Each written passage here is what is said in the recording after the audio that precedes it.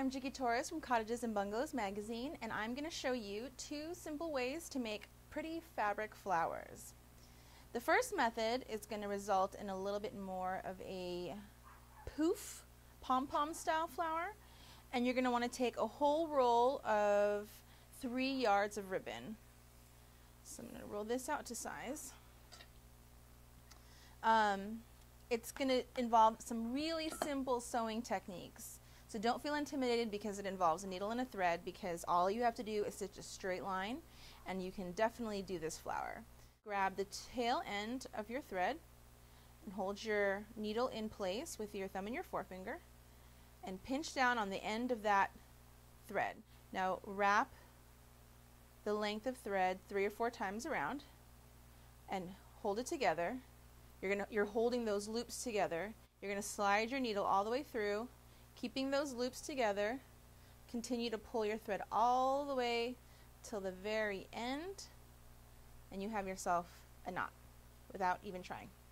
So to make our pom-pom style flower, basically what we're going to do is we're going to start at one end of the ribbon, fold it over into a simple triangle just to conceal the rough selvage edge of the ribbon. And you're going to take your thread, and for the purposes of illustration I'm using a dark contrast thread so you can see what it looks like on the ribbon. We're going to loop that through once, make sure that our knot end gets caught, and basically you're going to do a simple running stitch throughout the whole bottom length of this ribbon. So you just want to weave in, out, over, under, left, right, whichever way you want to call it. You're basically just kind of making an accordion fold with the ribbon over the needle, and when you get far enough, you feel like you have kind of enough to grab onto, go ahead and pull that thread all the way through, and we want it to gather just like this. And you're going to do this throughout the whole entire length of the ribbon. So we stitch it all the way to the end, and you'll notice that the ribbon, as you gather and bunch it throughout the thread, it tends to naturally start to coil, and that's a good thing because you're going to use that natural tendency to coil to create your flower. So here we are, we have about 2 yards of ribbon, less than 2 yards of ribbon, scrunched up into a little under a foot, and you're going to gather that all the way through. Go ahead and tie it off by just doing a single loop, and then before that loop closes, run your needle through to the other side and do it once more to seal off that knot. Loop through before it closes, pull your needle through the other side. Now you don't need to tie this off, because what we're going to do now is we're going to shape the flower. Starting with the edge furthest away from your knot, you're going to start to roll it and turn it into almost like a spiral. And as you turn the ribbon, you'll start to form basically concentric circles of the ribbon all the way around. And as you can see, it forms a little bit of a flower. So now all we need to do is secure this shape in place. And in order to do that, you're going to flip it over, and you'll see how we've got all of the circles of the ribbon gathered together.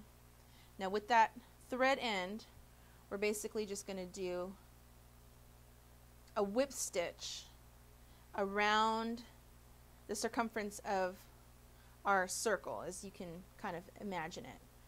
And a whip stitch basically is you take the needle out the outer side and push it towards the inner side, angle it up so you can lift your thread out, and we're going to do that all the way around. And that will secure the petals in place so that the blooms stay just how you arranged it, and the backing will become a tighter, more bonded gathering. And it's okay if this is messy, because in your finished product you're not going to see this side. And so as you can see with my contrast thread, my whip stitch is really kind of just gathering it and pinching it all together every which way, and that's fine because no matter which way you end up applying this flower, this backing will be towards the surface of whatever it is that you're applying it to. And we'll just do a quick check to make sure our front still looks like a rosette, which it does. And to seal it off, we'll do the same technique we did to seal off the ruffles, and that is to just loop it through, but before it loops, slide your needle through, and then one last time to seal the deal. And just snip off that final piece, and you have yourself a little ribbon rosette. Now I've got one more way to show you how to make a fabric flower, and this is going to give you a little bit more of a pinwheel style, a little more angular, maybe a little bit more modern. This method works best with a wire edged ribbon, you know, the kind that you can kind of shape however you like. We're going to use a little bit over 2 feet of ribbon, and to start we are going to take one edge and hold that in place, and we're going to fold the other edge over almost as if we're making a square about 45 degrees, and we're going to repeat that, moving along in a circular pattern until we start to form kind of a round shape. And each of these folds basically acts as a petal. And once you've gone almost all the way around, you're going to want to start to gather each of those folded corners closer and closer towards the center of your flower. So we want to have 2 rows of petals for your flower. And just continue folding in place, and then to finish off that final edge to hide our corners, we're going to tuck one in and tuck another in, just like this. Now, to secure this in place, we're going to take our needle and thread, again in a contrasting color so you can see exactly how it goes, and we're going to push starting from the bottom. If we've done this correctly, all of our fabric has overlapped, so that means that in the center everything connects. So you want to push your thread, your needle through the bottom, up into the center, and we're basically going to just, almost the same way you would sew a button, do 2 or 3 X's through the top and the bottom, all kind of oriented towards the center of the flower.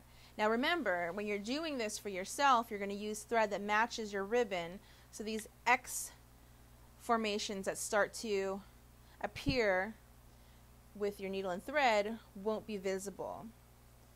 So we want to create our X maybe 2 or 3 times throughout, pulling taut each time. You know, check to make sure your petals are somewhat secure. If you feel like something's loose, then you know you want to kind of branch out just a little bit towards that loose edge so you can make sure to capture and grab that piece of fabric. So to close off and tie off our flower, you want to bring your needle towards the back side, and here you can see all the stitches we have so far. You're going to grab just a tiny little millimeter of ribbon, pull through so that you can get a loop, and just like we did with the others, pull your thread through before the loop closes. And if you do that twice, you should safely and securely close off your knot. And just snip that, and we have a finished fabric rosette. There are lots of ways you can use your fabric flowers. Hot glue it to a frame to give it an updated look. Attach it to some simple napkin rings for a fun summer touch. And sew some onto an old throw pillow to create a new design for a fresh look.